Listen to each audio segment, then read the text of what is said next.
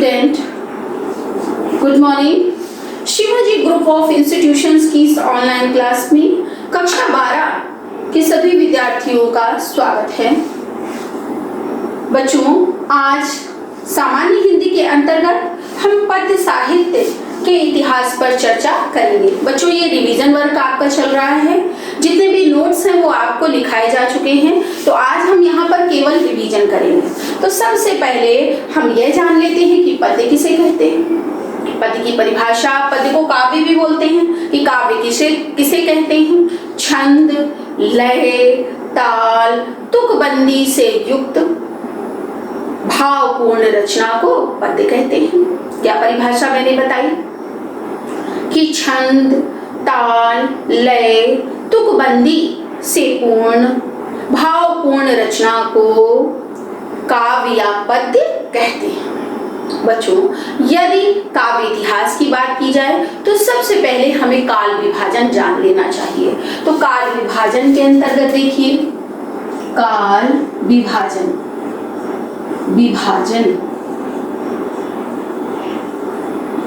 एवं समय सीमा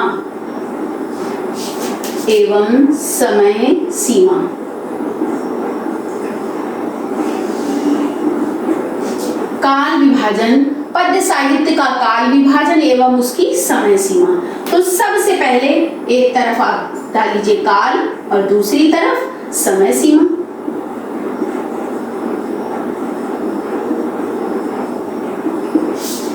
पहला काल कौन सा आता है बच्चों? बताया गया होगा आपको, आदिकाल।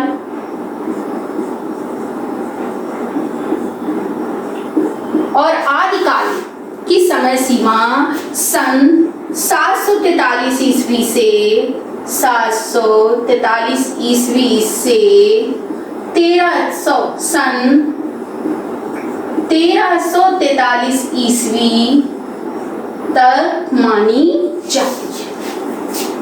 इसके उपरांत आता है बच्चों आदिकाल, और इसके बाद आता है आपका भक्तिकाल।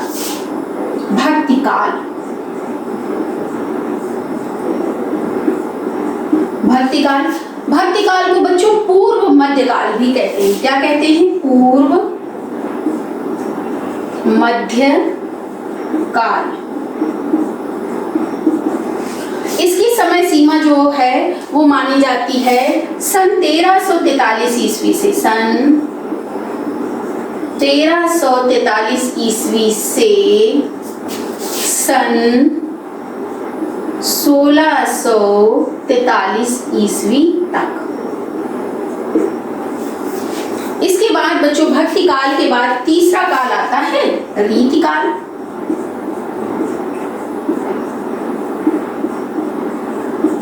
रीतिकाल को उत्तर मध्यकाल भी कहा जाता है। रीतिकाल को उत्तर मध्यकाल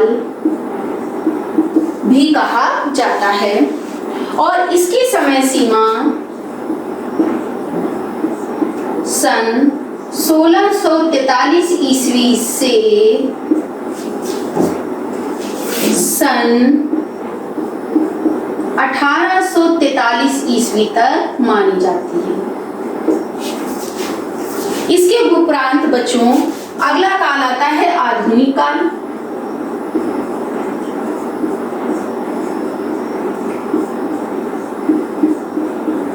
आधुनिक काल, इसे गद्य काल भी कहा जाता है। इसे गद्य काल भी कहा जाता है, और इसकी समय सीमा मानी जाती है सन 1843 ईस्वी से अब तक।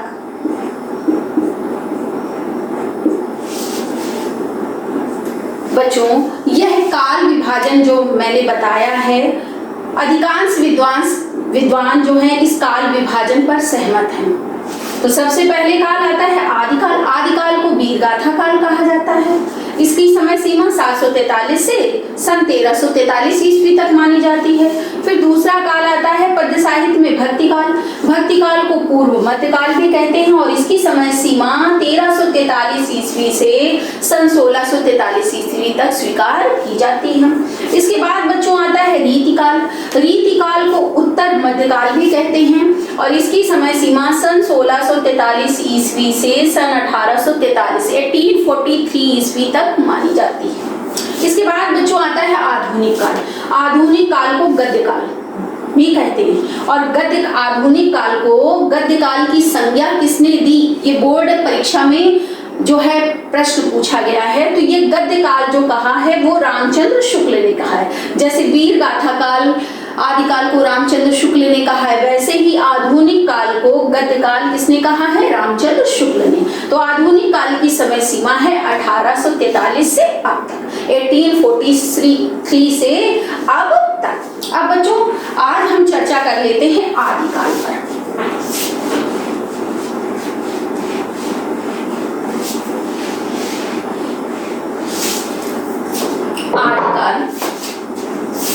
आदिकाल, आदिकाल की बच्चों मैंने समय सीमा आपको बताई 743 ईस्वी से 1343 ईस्वी तक। सन 743 ईस्वी से सन 1343 ईस्वी तक।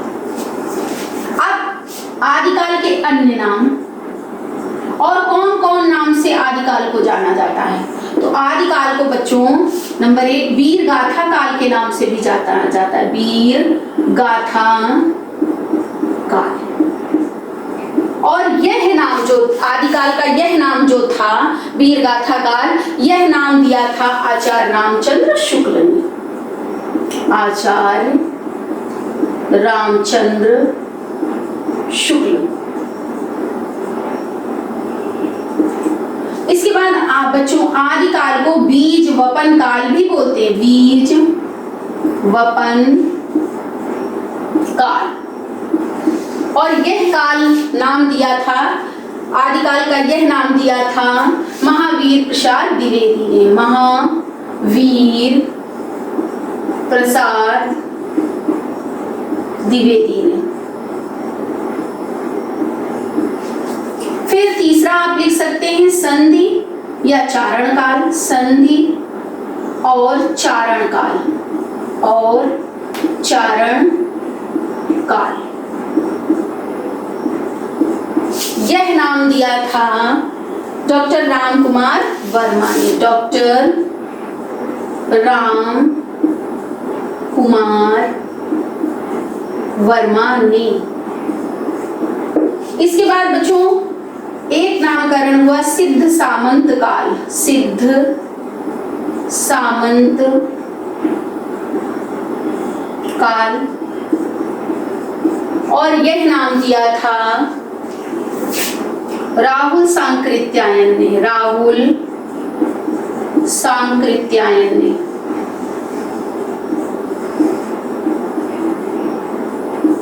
एक चीज ध्यान रखिएगा बच्चों कि जो है संधि और चारण काल डॉक्टर रामकुमार वर्मा ने दिया, सिद्ध सामंत काल राहुल सांकृत्यायन ने कहा, बीज वपन काल महावीर प्रसाद द्विवेदी ने कहा, वीर गाथा काल आचार्य रामचंद्र शुक्ल ने कहा, और ये आदिकाल जो नामकरण था ये हजारी प्रसाद द्विवेदी ने कहा, हजारी प्रसाद द्विवेदी ने।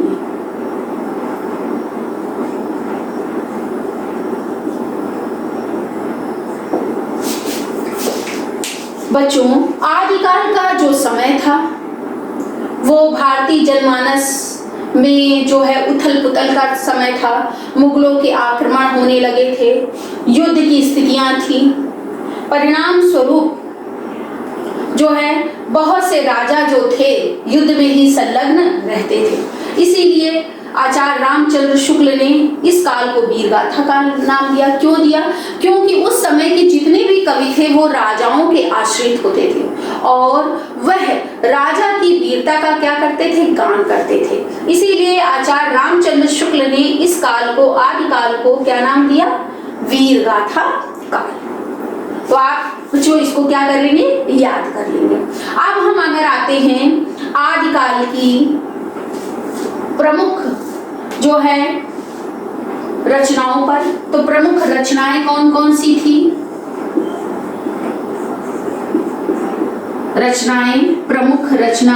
प्रमुख रचनाओं में सबसे पहले नाम आता है पृथ्वीराज रासो। पृथ्वीराज रासो। और इसकी रचना किसने की थी बच्चों? चंद बरदाई ने। किसने की थी? चंद बरदाई ने। अगली रचना है खुमाण रासो।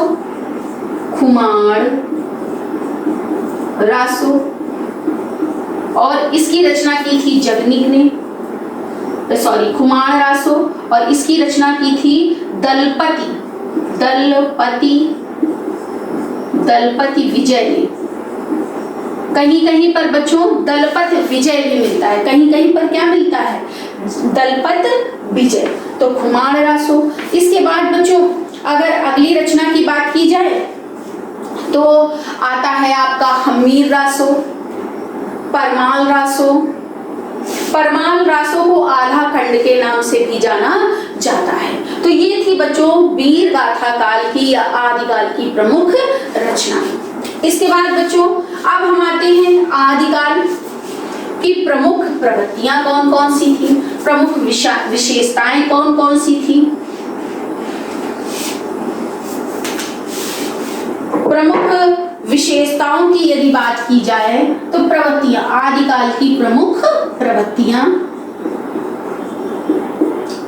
मतलब विशेषताएं। तो पहली विशेषता क्या थी बच्चों? आश्रयदाता राजाओं की प्रशंसा। आश्रयदाता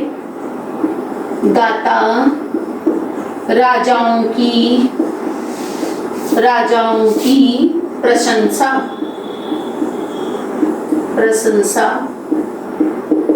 दूसरी विशेषता क्या थी बच्चों? वीर रस के साथ श्रृंगार रस का वर्णन।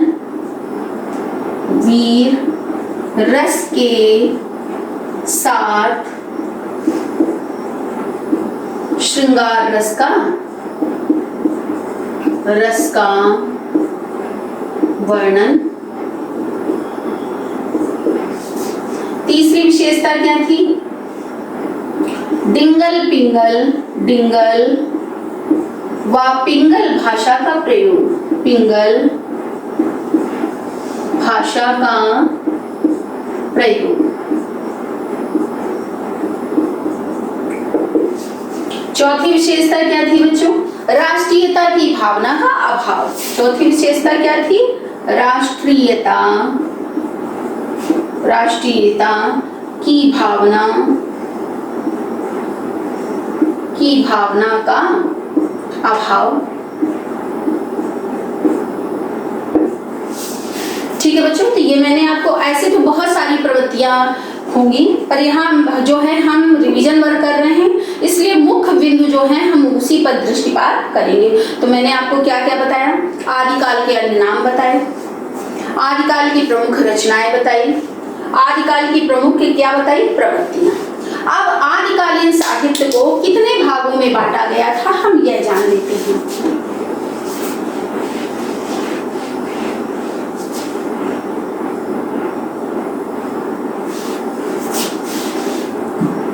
बच्चों आदिकाल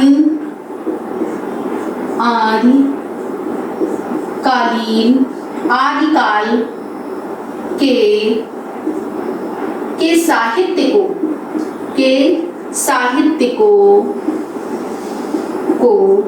पांच भागों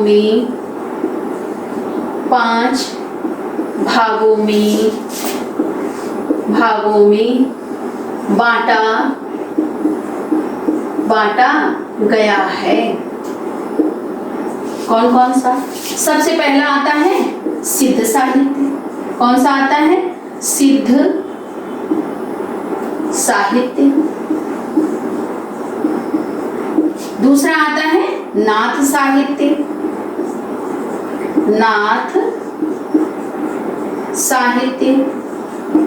और तीसरा आता है जैन या रास साहित्य। जैन या रास साहित्य।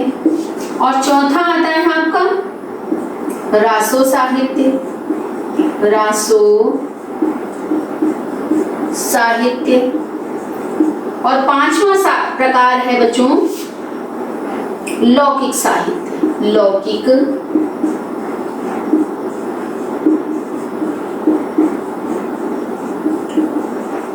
साहित्य। तो सबसे पहले आते हैं सिद्ध साहित्य। सिद्ध साहित्य के अंतर्गत सिद्ध 84 जो सिद्ध कवि थे उनकी रचनाओं का वर्णन मिलता है। सिद्ध कवियों की अगर बात की जाए सिद्ध साहित्य के अंतर्गत तो सबसे पहला नाम आता है सरहपा। सिद्ध साहित्य के कवि कौन है? सिद्ध साहित्य के कवि हैं सरहपा, सरहपा, सरहपा। कहीं कहीं बच्चों इनका नाम सरहपाद भी मिलता है। इनकी रचना है सरहपाद की रचना है योगचर्या। और इसके बाद आते हैं सवरपा, सवरपा इनकी रचना है चर्यापद। ठीक बच्चों, सरहपा को राहुल सांकृत्यायन ने हिंदी का पहला कवि माना। ध्यान रखिएगा, सरहपा को राहुल सांकृत्यायन ने हिंदी का पहला कवि माना है। तो सरहपा कैसे कवि थे? सिद्ध कवि थे। इसके बाद बच्चों आता है नाथ साहित्य। नाथ साहित्य के कवियों में नाम आता है, कवि आते हैं गोरखनाथ, गोरखनाथ। और इनकी रचना है बच्चों प्राण संकली। इनकी रचना कौन सी है? प्राण संकली। और दूसरे आते हैं मत्स्येंद्रनाथ, मत्स्येंद्रनाथ। इनकी रचना नहीं प्राप्त है। इसके बाद बच्चों आता है जैन या राज साहित्य। जैन साहित्य को राज साहित्य के नाम से भी जाना जाता है। और जैन साहित्य के अंतर्गत आते हैं, रचना आती है, कवि हैं देवसेन, कवि हैं देवसेन। और इनकी रचना आती है श्रावकाचार, श्रावकाचार। और दूसरे आते हैं शालिभद्र सूरि, शालिभद्र सूरि, शालिभद्र सूरि। इसके बाद रासो साहित्य। तो रासो साहित्य के कवियों में आते हैं आपके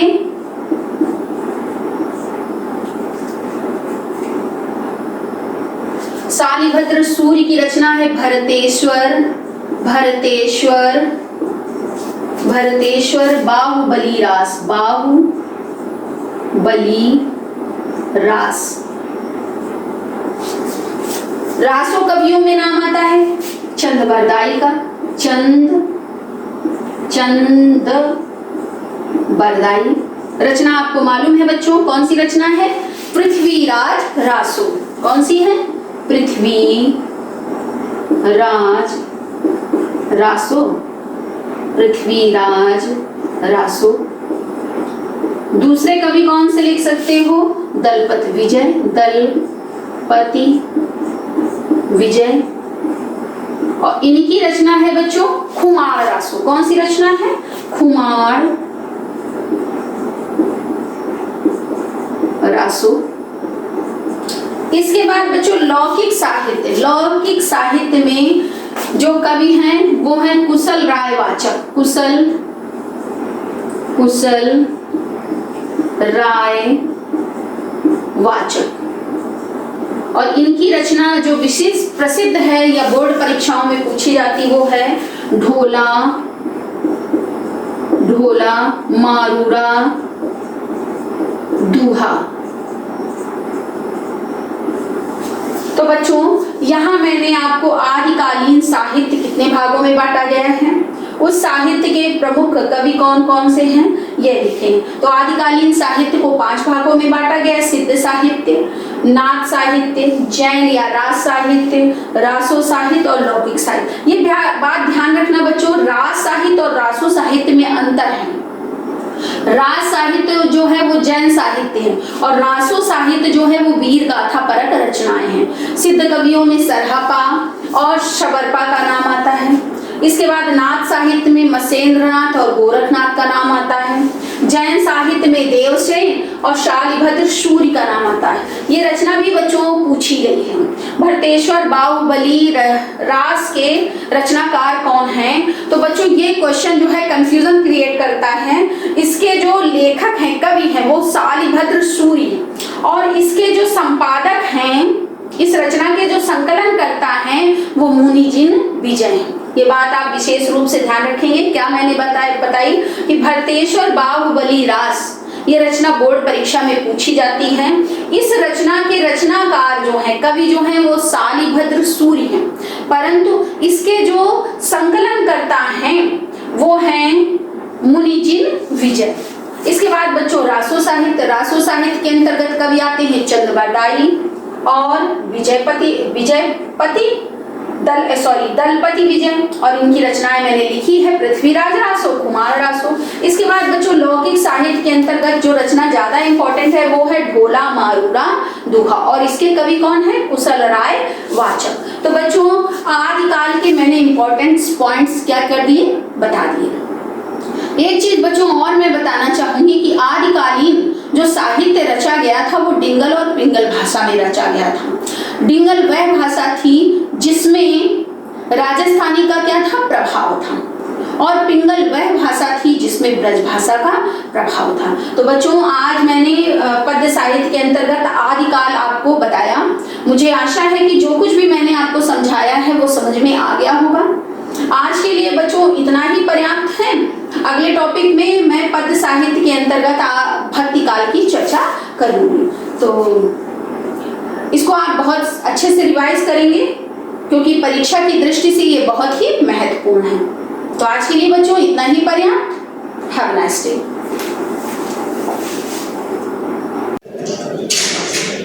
Hello students and welcome to online classes of Shivaji Group of Institutions.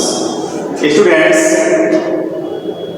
we have already finished the chapter application of integrals, but today I am going to solve some more problems of this chapter because these problems are very most important problems. So the first problem of today is find the area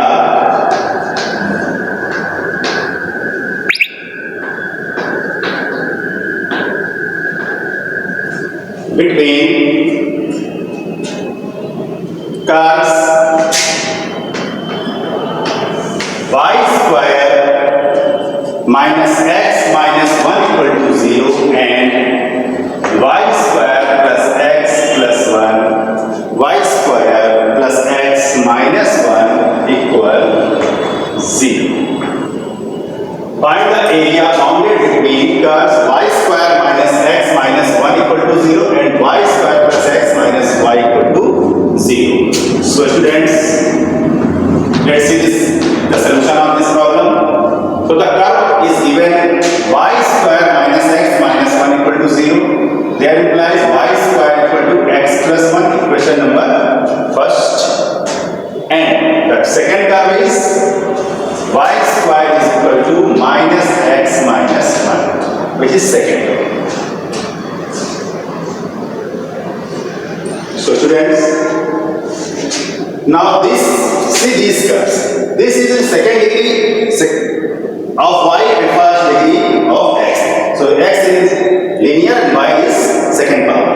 So this represent parabola. Students, ये क्या represent कर रहा है? ये parabola represent कर रहा है, क्योंकि इसका हम लोग अगर इसको कंपेयर कराएं y square equal to 4ax से कंपेयर करें, इसको अगर हम x समझ लें तो इसको पूरे को अगर हम x ले लें तो y square equal to 4ax, positive x है इसका मतलब पॉजिटिव x की तरफ ओपन। तो पहले इसको ड्रॉ कर लेते हैं। तो फिगर को डायग्राम को अब देखिए y square equal to x plus 1 है, तो ये x एक्सिस को कहां पर कट करेगा? जहां y इक्वल टू 0 का -1, x इक्वल टू -1 पे कट करेगा। सबसे पहले इसको हम x एक्सिस से y x एक्सिस, ये x dash y y dash. So students, अब जब इसको the curve first cuts x-axis at, जब x-axis कट करेगा तो यहाँ y की जगह 0 पुट कर देंगे at x equal to -1, because when we put y equal to 0 in first, then x equal to -1. So it means ये कर्व जो है -1, 0 इस पॉइंट पर x एक्सिस को कट करेगा।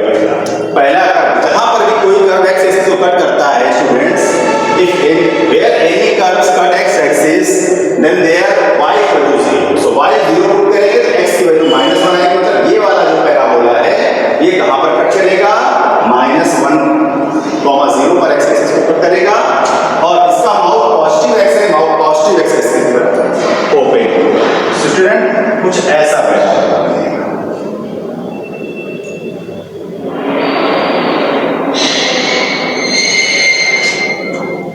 कुछ ऐसा पैराबोला यहाँ पर मीट करेगा। आप इसको आगे तक बढ़ा सकते हैं, इधर भी आप इसको ऐसे, ये कुछ ऐसा parabola find out. Similarly second equation, ये पैराबोला कौन सा हो गया, y² = x+। अब हम इसको देखते हैं students. Now second y² - x-, तो यहाँ पर नेगेटिव x लगा हुआ है, इसका माउथ नेगेटिव x डायरेक्शन में खुलेगा, इधर खुलेगा, और कहाँ पर खुलेगा, जहाँ पर x एक्सिस कहाँ पर कट करेगा, जब y को 0 कर देंगे तो y को 0, then x = 1। This curve cut x axis at 1, 0। तो ये कर्व जो है स्टूडेंट्स x एक्सिस को 1, 0, कहां पर x एक्सिस को यहां पर कट करता है y0, यहां y0 पुट करेंगे तो x - 1, 0, then x = 1। सो x = 1 स्टूडेंट्स, ये पॉइंट हो गया, दिस इज पॉइंट 1, 0। तो स्टूडेंट्स ये पैराबोला किधर किधर खुलेगा, यहां से पहचान होती है इसकी नेगेटिव x डायरेक्शन, -x है ना यहां पर स्टूडेंट्स, तो नेगेटिव x डायरेक्शन में खुलेगा और यहां से कट करेगा। तो अब इसका पैराबोला, आप जरा ध्यान दें। So students, this parabola and this parabola, now intersection निकालेंगे इन दोनों का, ये पॉइंट x एक्सिस का intersection of these two curves. कभी भी जब दो कर्व दिए हों, उनके बीच का बाउंडेड एरिया निकालना होगा, सबसे पहले दोनों का इंटरसेक्शन पॉइंट निकालते हैं। बच्चों मैंने ऑलरेडी पहले से आपको क्लियर किया हुआ है, I told you earlier that when we found the bounded region between two curves, then first we solve these two curves। तो यहाँ पर सोचो जब सॉल्व करेंगे दोनों को इक्वल कर देंगे from first and second, solving from, ये इक्वल है तो ये x + 1 = -x - 1, then that implies 2x = 0, then x = 0। This is +1, this is also +1, so x = 0 आ गया हमारे पास। And when x put here from first, when x equal to from first, when x equal to 0, y equal to 1 plus minus। So students, y plus यहाँ पर 1 है, ये 1 distance y है, ये 1, x की value 0, sorry 0, 1 हो जाएगा ये पॉइंट 0, -1। यहाँ दोनों कर्व एक दूसरे को, ये पैराबोला सेकंड वाला ऐसे हमको इनके बीच का एरिया बाउंडेड एरिया ये चाहिए, x, हमको ये पूरा एरिया चाहिए।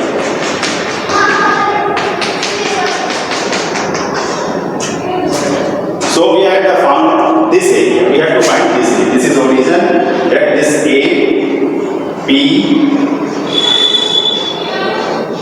B, Q, C।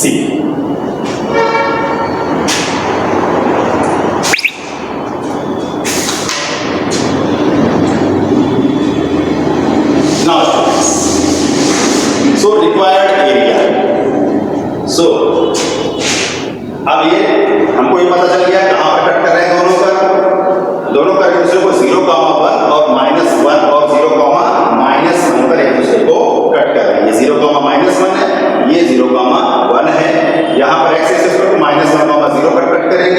और यहाँ पर 1,0 पर कट करेंगे। अब बाउंडेड एरिया निकालना है, so bounded area between two curves is equal to 2 times area APBOA plus area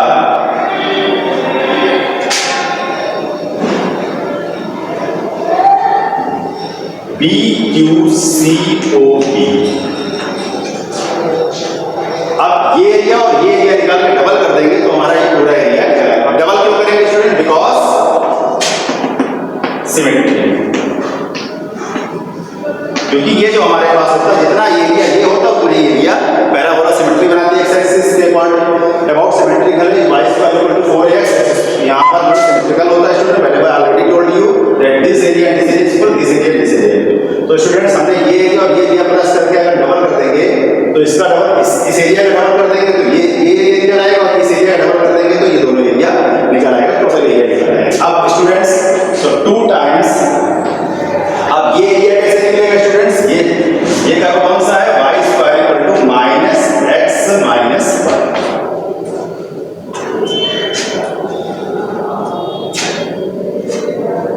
minus X minus.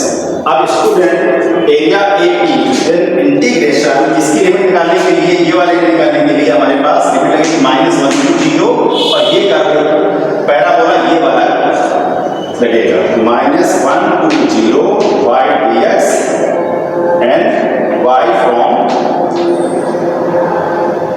first y from y square equal to x plus 1 plus. अब जब ये एरिया निकालना होगा, area BQCOB, तो ये area हमारे पास किस curve से बन रहा है? इस वाले पैराबोला से y को वैल्यू रखेंगे और लिमिट लगेगी 0 to 1 y dx and y from y square equal to -x minus, that is 1 minus x. So students, now integrate this and find the area between the bounded region. So students, this is 2 times, what is y? Y is from y square, यहाँ से y को under root x plus 1, यहाँ पर 2 times integration -1 to 0 and under root x plus 1 dx and plus integration 0 to 1 and y from this, then under root 1 minus x dx. So now integrate students, so 2 times integration of this is x plus 1 to the power 3 by 2 upon 3 by 2 plus integration 1 minus x 3 by 2 upon 3 by 2 and minus this here apply the limit -1 to 0, here apply the limit, this is with negative sign, here apply the limit 0 to 1.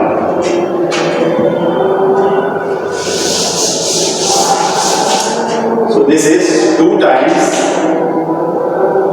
2 into 3 x plus 1 3 by 2, limit is -1 to 0, and this is 2 times 2 by 3 and limit 1 minus x whole to the power 3 by 2, limit 0 to 1. So student, this is 4 by 3, here 4 by 3, 4 by 3 is common, apply first upper limit, then 1 to the power 3 by 2, minus lower limit, then there is -1 plus 1 0, so minus यहाँ to 0. Similarly students, common ले लेना तो 4 by 3, यहाँ पर कितना हो गया students? सबसे पहले अपना लिमिट रखिए 0 minus 1 to the power 3. Students, 4 by 3, this is 1 minus 4 by 3, this is minus 1. Students, 4 by 3 plus 4 by 3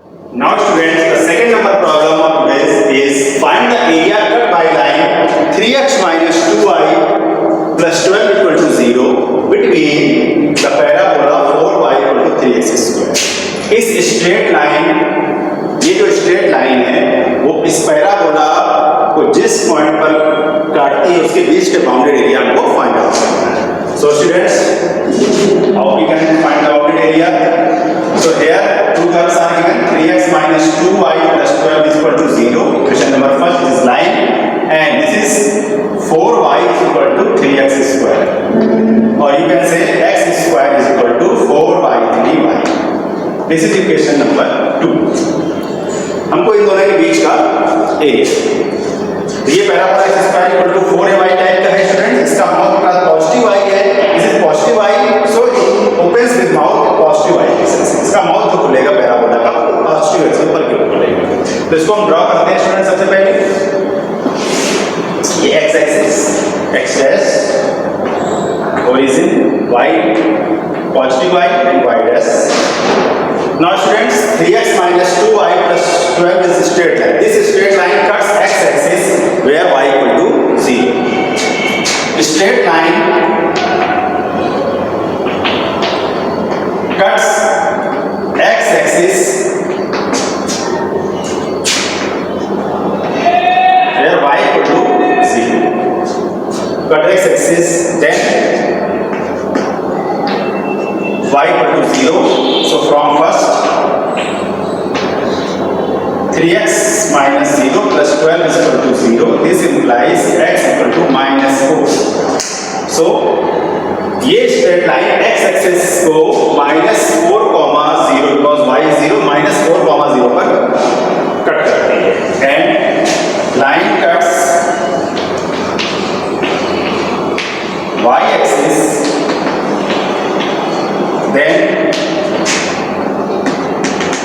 ये लाइन y एक्सिस को कट करेगी तो क्या होगा, x इक्वल टू 0 पुट कर देंगे, तो x इक्वल टू 0 पुट कर देंगे, then y equal to 6, then y equal to 6, यहाँ पर y इक्वल टू 6। तो इसका मतलब ये हो गया, ये हमारे पास -4, 0 है, ये -4 है यहाँ से यहाँ तक डिस्टेंस, और y इक्वल टू 6 यहाँ पर है, तो 0,6 ये, दिस इज 0,6। तो स्ट्रेट लाइन कैसा पास होगा, इस तरीके से हमारा स्ट्रेट लाइन पास होगा। ये 6, ये स्ट्रेट लाइन हमारे पास parabola X square equal to 4ay type का है, इसका ओरिजिन, उसका वर्टेक्स ओरिजिन पे होगा,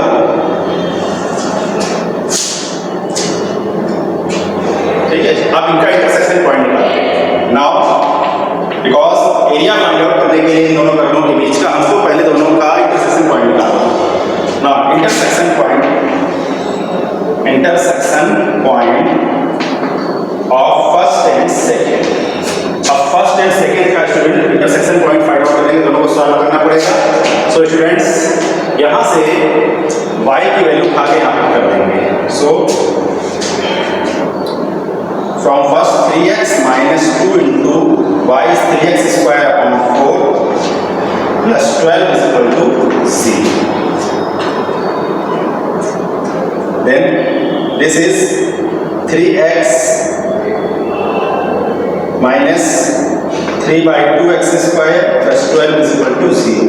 Now taking LCM student, this is 6x minus 3x square plus 24 is equal to 0. So students,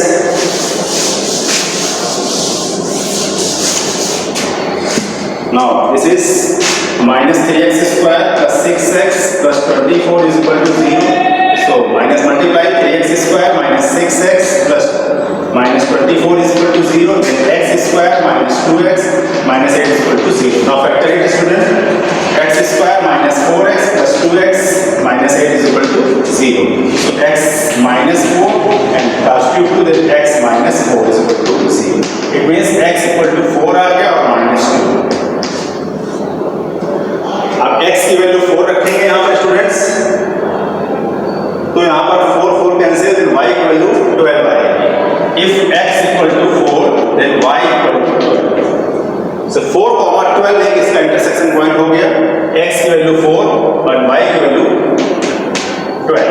4, 12 में इंटरसेक्शन पॉइंट हो गया, और एक पॉइंट हो गया हमारे पास -2, यहाँ -2 पुट करेंगे, देन 4, एक पॉइंट हो गया x equal to 2 -2, then y equal to -2, y equal to 3, -2, 3। So -2, 3 students, ये -2 हो गए यहाँ पे, and 3 is this. So this is,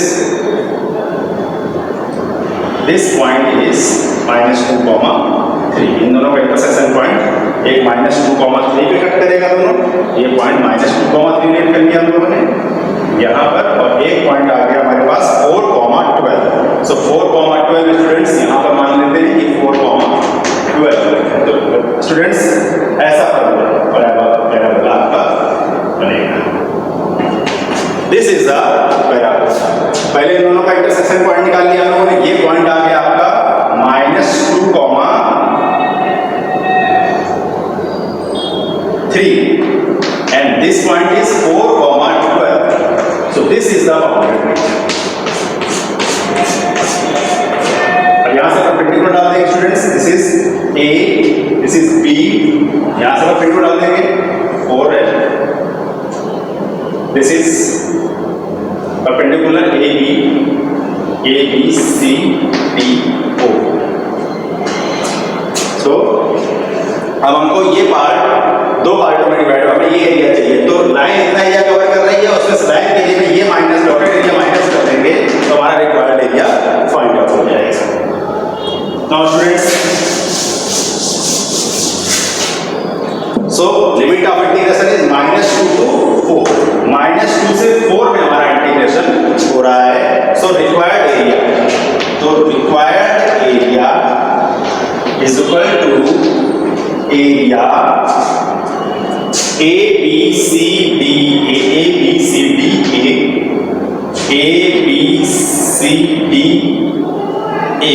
minus area ADO CBO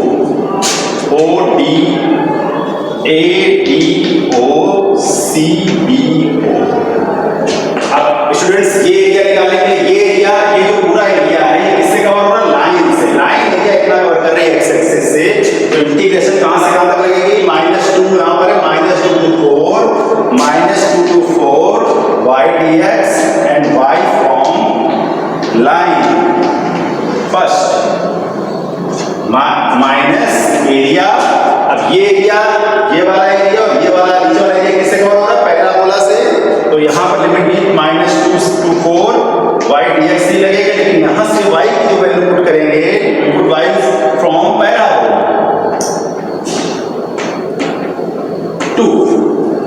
now students -2 to 4 y from straight line, यहाँ से y की वैल्यू निकालेंगे। This gives 3x + 12 upon 2 dx minus -2 to 4 and y from here is 3x square upon 4 dx.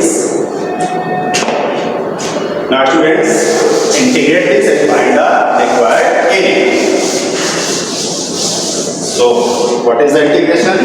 This is 1/2 outside the integration sign, and it is 3x square upon 2 plus 12x, and limit is -2 to 4. Minus 3/4 is outside the integration sign, x square integration is x cube upon 3, and limit is -2 to 4. Now students, apply the limit. First apply upper limit, then 4 by square is 16, 4 apply, 4 square 16 upon 2, 8 is 24, plus 12 4 is 48, minus the lower limit, -2 by square is 4, then 2 cancel out, plus 6, plus this is -24. Now -3 by 12 x cube 4 का cube 64 minus -2 का cube -8. So what is the result, students? So result is 1/2 24 to 72 and -18 positive 18 minus 3 by 1/4 and this is 64 plus 8 72.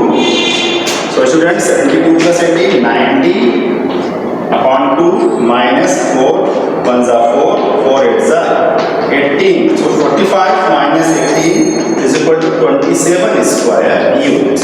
So this is the required area of this region. So students, these are some two problems which are very most important problems. So students, thank you for watching the video.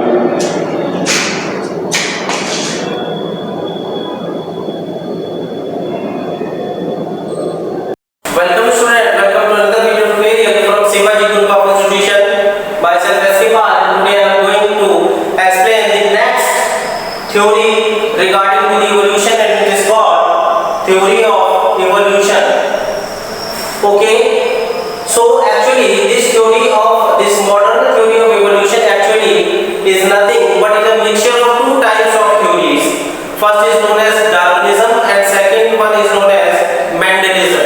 Actually, as you know that I am telling in the previous lecture that Mendel's also worked in genetics at the 18th century, and at that time Darwin was also worked in his theory of natural selection. So actually what happened, the Darwin at that time is most popular because he wrote a book known as Origin of Species on the Basis of Organic Evolution. That's why he is very much famous now in 18th centuries, and the work of Mendel cannot be recognized at that time because Darwin was his in peak point.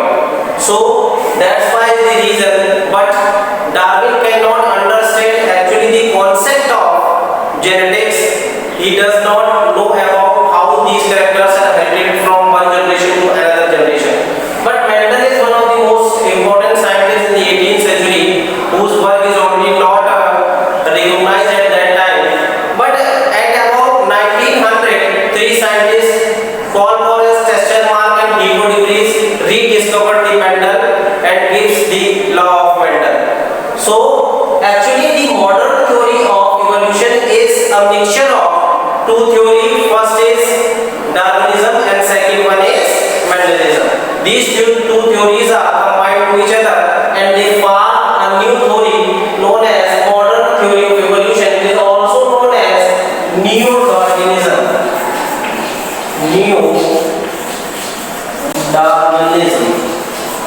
It is also called Neo-Darwinism.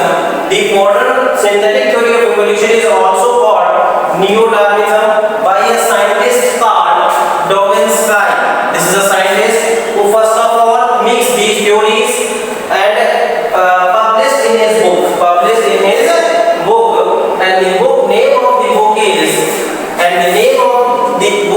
actually Genetics and Natural Selection. The name of the book is Genetics and Natural Selection. It means that combination of two types of theories, that is Mendel theory and Darwin theory. These theories are mixed by Dobbins-Guy, and Dobbins-Guy said that he also used a term. He says that to understand the biology,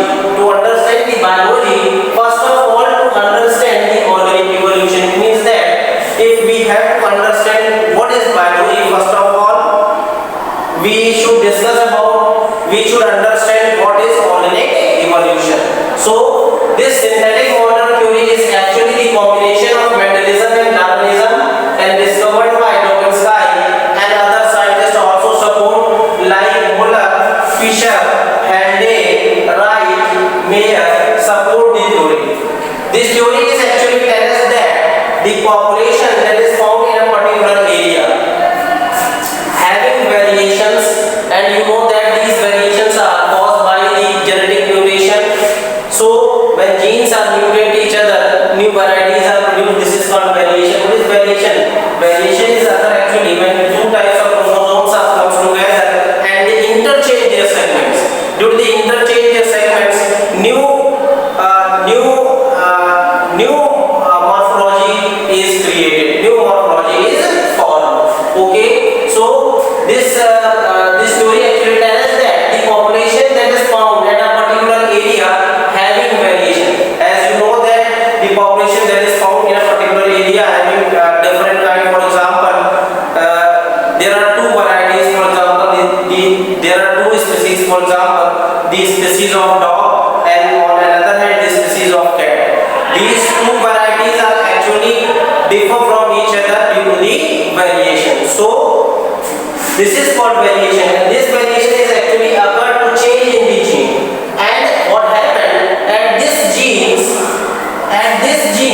natural selection take place, and this genes natural selection take place. It means that variations occur, and upon this variation, natural selection take place. And you know that what is natural selection? Nature has to be select the superior, and it deflect the inferior. So this is what natural selection and reproductively isolated. As you know that two species are always reproductively isolated. They cannot be interbreed from each other.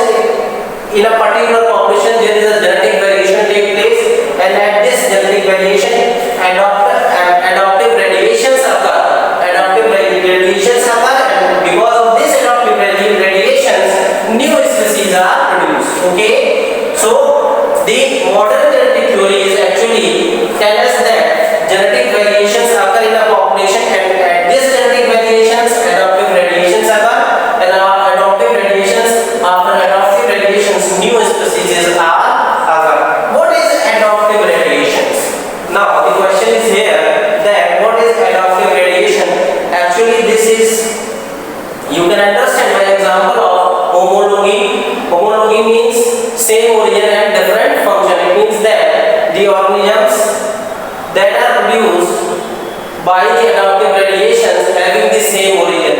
For example, you understand like that in car data, what will happen? Car data's development of car data occurs as first of all fish is created, after fish is amphibians created, after amphibians reptiles are created, and after reptiles birds are created, and after birds mammals are created. It means that here the ancestors are the same. The ancestors